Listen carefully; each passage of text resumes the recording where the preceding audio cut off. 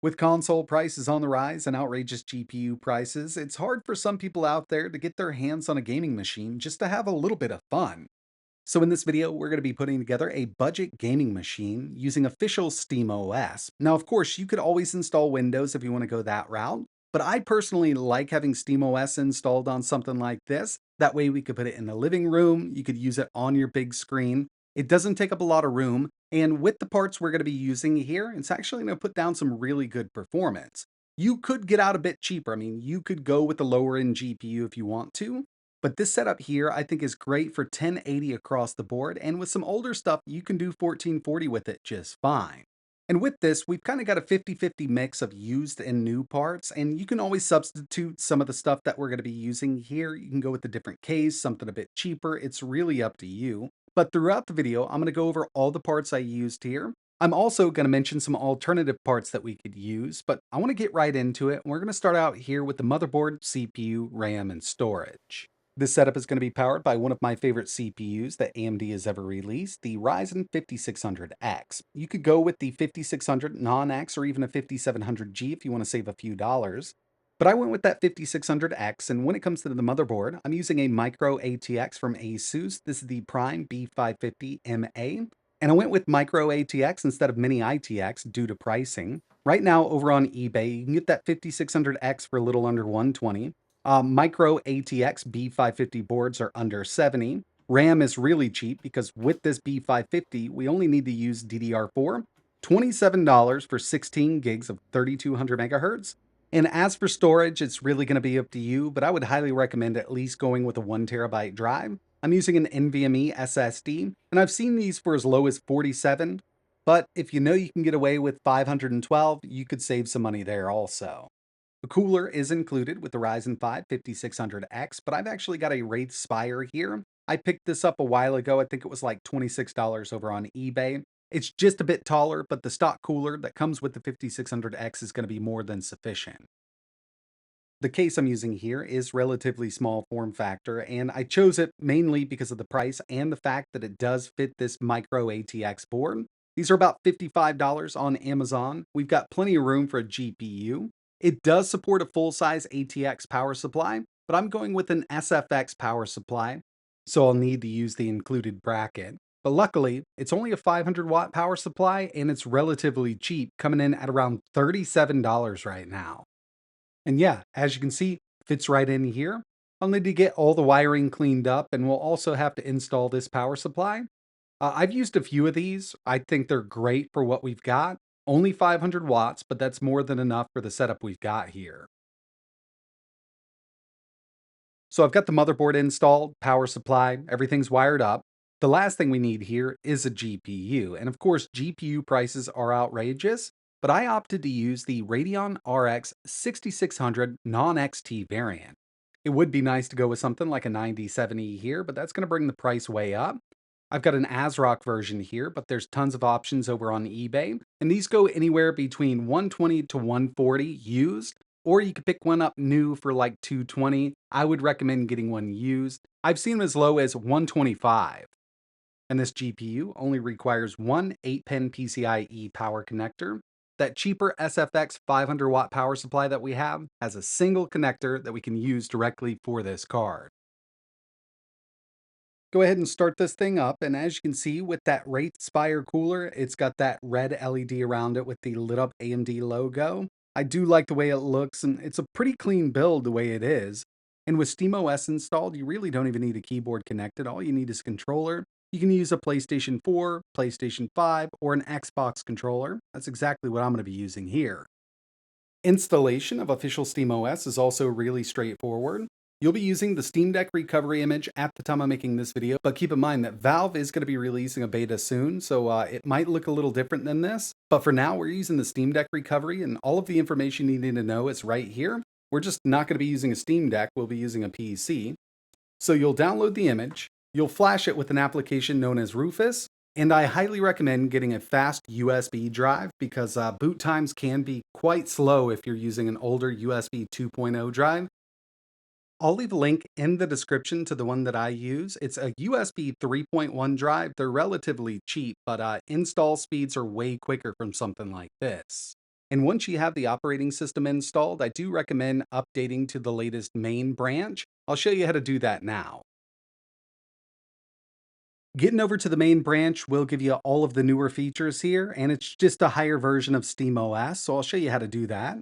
If I press the Xbox button, it's going to bring up my left-hand side menu. We're going to go to Settings, System, and we want to enable Developer Mode. Once that's enabled, we're going to go all the way down here to find Developer. These are our developer options, and we'll scroll down here. Show Advanced Update Channels. Make sure this is on. And now when we go up to System, you can see our OS Update channel. We've got a lot of options here. I'm on Main, and I'm on Steam Deck Stable. Fully up to date, as you can see here. And I'll give you a look. SteamOS Hollow, so you know we're using official SteamOS here. 3.8. We've got that AMD Ryzen 5 5600X, 6 cores, 12 threads, 16 gigs of DDR4 here. And of course, we've got that 6600 GPU with 8 gigs of VRAM. So far, I mean, this has been working great. Now, there was one issue I ran into, Witcher 3. So this was really weird. Started the game up, got into the game, I was only at 15 FPS. But all I had to do was open up my menu by pressing my Xbox button, go back to the game, and it jumped on up. This is one of the games we'll be taking a look at running. But other than that, we've got some other options here. For the most part, when we're using official SteamOS on a desktop, we're going to let the BIOS take care of the TDP for that CPU and everything. But if we move over to our performance settings, we've got our overlay, comes in real handy. We can disable the frame limiter, enable VRR as long as your monitor supports it, half rate shading, TDP limit. We're at 0 right now. That's because the BIOS is handling that. But our GPU clock, right here, it actually allows us to adjust that clock directly from here on that 6600. It does take, but I've actually just been leaving it to auto, letting it take care of itself. Other than that, yeah, I mean, we're actually ready to play. We've also got full desktop, just like we would on the Steam Deck. So if we go down to our power, switch to desktop, you can use it just like a full-fledged Linux PC. But of course, we built this to game on, so let's go ahead and check it out. First game, Cyberpunk 2077.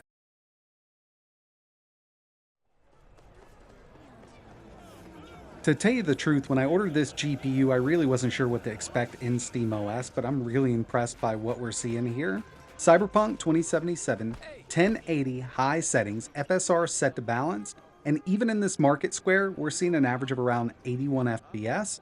Of course, you could use FSR frame generation if you want to, but after seeing what it does without it, I don't need it here. And to tell you the truth, we could take FSR to quality and even turn it off if you don't mind just locking it right down at 60 FPS high settings.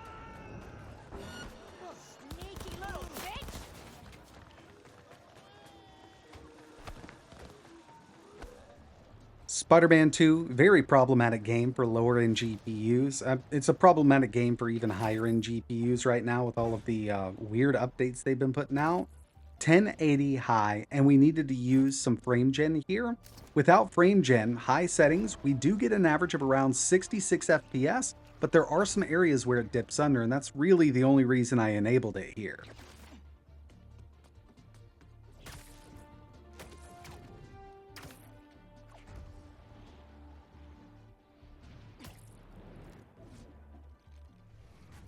I mentioned with this 6600, we could run some games at 1440, and with a game like Doom Eternal, we can go to Ultra 1440, and we're getting over 130 FPS on average. I had to go back and check the settings and even restart the game to make sure that I wasn't at like 720 or something. And right now, I do have the in-game performance metrics up in the top right-hand corner, so you can see we're not using any kind of scaling either.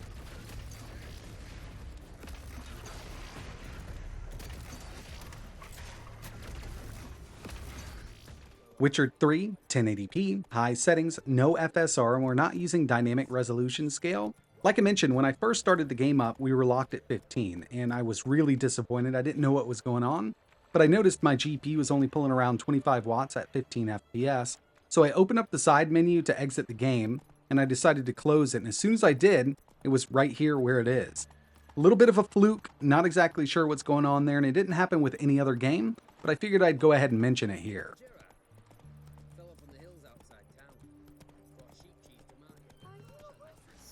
Borderlands 3 ran way better than I thought it would. We're at 1080 high, getting an average of around 111 FPS, and we could take this up to Ultra, average of around 72. But yeah, I really wasn't sure what to expect with this one. Luckily, it runs really well.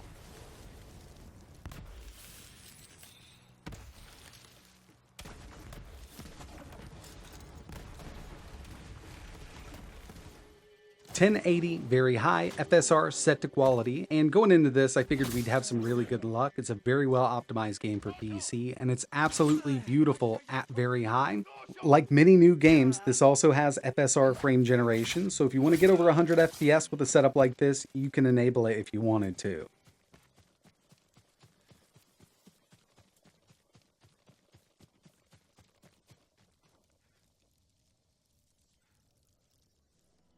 And the final game I wanted to test was Oblivion Remastered, 1080 with a high medium mix. It's about a 50-50 mix there. And instead of using FSR, I personally like using XeSS. Scaling does look a lot better with XeSS here, even on an AMD card. And FSR frame gen is absolute garbage with this game. So much ghosting going on. Hopefully that's fixed, because it would be nice to be able to run it on a lower end system with frame gen and not have to worry about all the ghosting. And with that setup, we could run it at all high settings. We don't need to do a high medium mix. But either way, we're seeing an average of around 74 FPS.